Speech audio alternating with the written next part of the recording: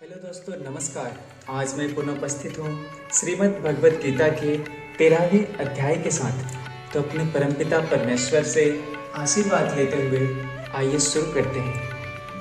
ओम श्री परमात्मने नमः।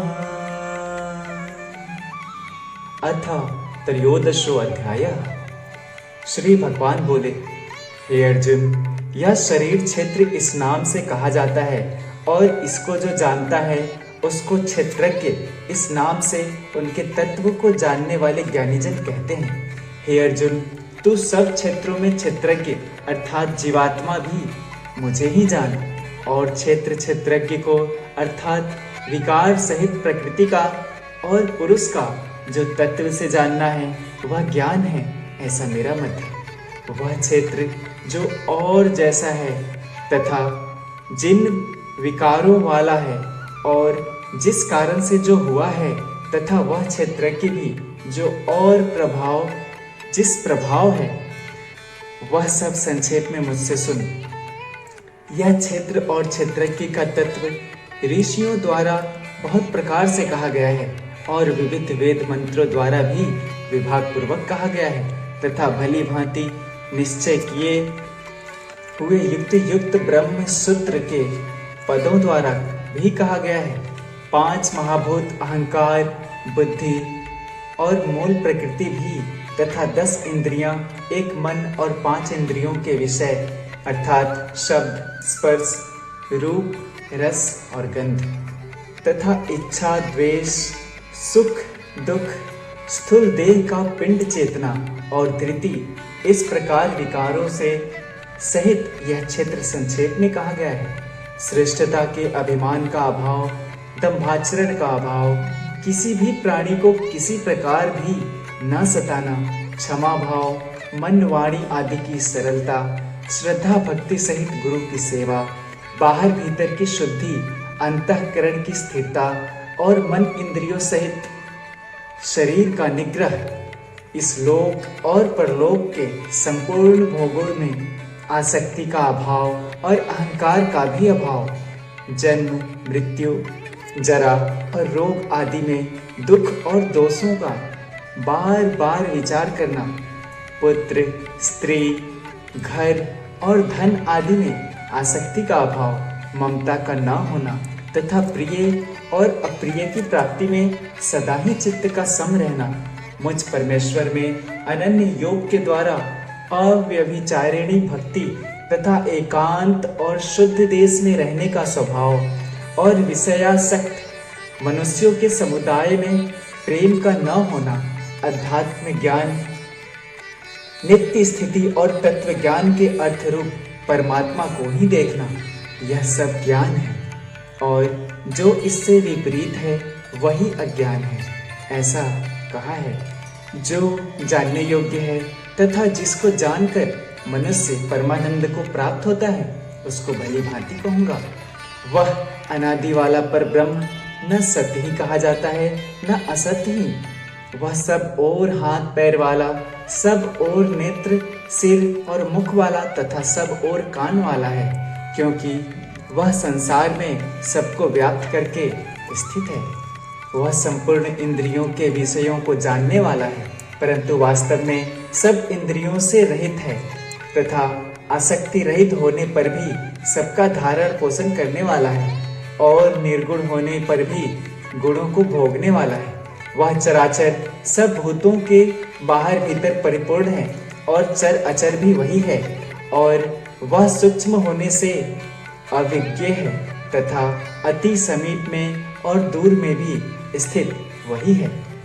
वह परमात्मा विभाग रहित एक रूप से आकाश के सदृश परिपूर्ण होने पर भी चराचर संपूर्ण भूतों में विभक्त सा स्थित प्रतीत होता है, तथा वह जानने योग्य परमात्मा विष्णु रूप से भूतों को धारण पोषण करने वाला और रुद्र रूप से संहार करने वाला तथा ब्रह्मा रूप से सबको उत्पन्न करने वाला है। वह परब्रह्म ज्योतियों का भी ज्योति एवं माया से अत्यंत परे कहा जाता है। वह परमात्मा बोध स्वरूप जानने के योग्य एवं तत्व ज्ञान से प्राप्त करने योग्य है, और सबके हृदय में विशेष रूप से स्थित है। इस प्रकार क्षेत्र तथा ज्ञान और जानने योग्य परमात्मा का स्वरूप संक्षेप से कहा गया है। मेरा भक्त इसको तत्व से जानकर मेरे स्वरूप को प्राप्त होता है।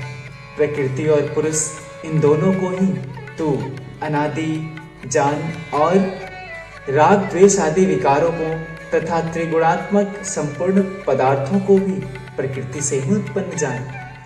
कार्य और करण को उत्पन्न करने में हेतु प्रकृति कही जाती है और जीवात्मा सुख दुखों के भोक्तापन में अर्थात भोगने में हेतु कहा जाता है।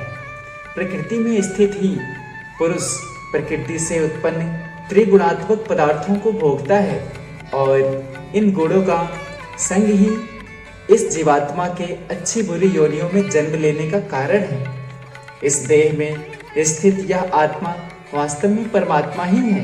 वही साक्षी होने से उपद्रष्टा और यथार्थ सम्मति देने वाला होने से अनुमंता, सबका धारण पोषण करने वाला होने से भर्ता, जीवन रूप से भोक्ता, ब्रह्मा आदि का भी स्वामी होने से महेश्वर और शुद्ध सच्चिदानंद घन होने से परमात्मा ऐसा कहा गया है।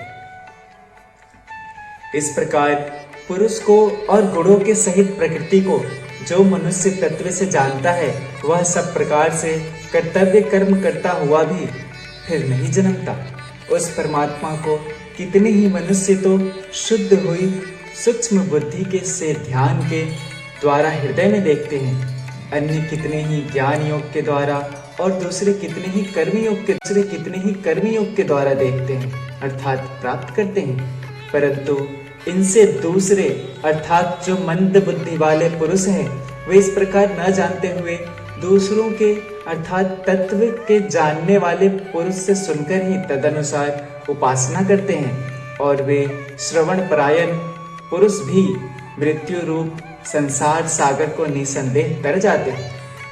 हे अर्जुन, यावन मात्र जितने भी स्थावर जंगम प्राणी उत्पन्न होते हैं उन सबको तो क्षेत्र और क्षेत्रज्ञ के संयोग से ही उत्पन्न जान। जो पुरुष नष्ट होते हुए सब चराचर भूतों में परमेश्वर को नाश रहित और समभाव से स्थित देखता है वही यथार्थ देखता है, क्योंकि जो पुरुष सबने संभाव से स्थित परमेश्वर को समान देखता हुआ अपने द्वारा अपने को नष्ट नहीं करता, इससे वह परम गति को प्राप्त होता है। और जो पुरुष संपूर्ण कर्मों को सब प्रकार से प्रकृति के द्वारा ही किए जाते हुए देखता है और आत्मा को अकर्ता देखता है वही यथार्थ देखता है। जिस क्षण यह पुरुष भूतों को पृथक पृथक भाव को एक परमात्मा में ही स्थित तथा उस परमात्मा से ही संपूर्ण भूतों का विस्तार देखता है, उसी क्षण वह सच्चिदानंद घन ब्रह्म को प्राप्त हो जाता है। हे अर्जुन, अनादि होने से और निर्गुण होने से यह अविनाशी परमात्मा शरीर से स्थित होने पर भी वास्तव में न तो कुछ करता है और न लिप्त ही होता है। जिस प्रकार सर्वत्र व्याप्त आकाश सूक्ष्म होने के कारण लिप्त नहीं होता, वैसे ही देह में सर्वत्र स्थित आत्मा निर्गुण होने के कारण देह के गुणों से लिप्त नहीं होता। हे अर्जुन, जिस प्रकार एक ही सूर्य इस संपूर्ण ब्रह्मांड को प्रकाशित करता है, उसी प्रकार एक ही आत्मा संपूर्ण क्षेत्र को प्रकाशित करता है। इस प्रकार क्षेत्र और क्षेत्रज्ञ के भेद को तथा कार्य सहित प्रकृति से मुक्त होने को जो पुरुष ज्ञान नेत्रों द्वारा तत्व से जानते हैं, वे महात्मा जन पर ब्रह्म परमात्मा को प्राप्त होते हैं। ओम तत्सदिति श्रीमद् भगवद गीता उपनिषत्सु ब्रह्म विद्यायां योग शास्त्रे श्री कृष्ण अर्जुन संवादे क्षेत्र क्षेत्रज्ञ विभाग योगो नाम त्रयोदशो अध्यायः। और इस प्रकार हम सभी ने आज 13वां अध्याय को पूर्ण कर लिया है। जय श्री कृष्ण, जय श्री राधे।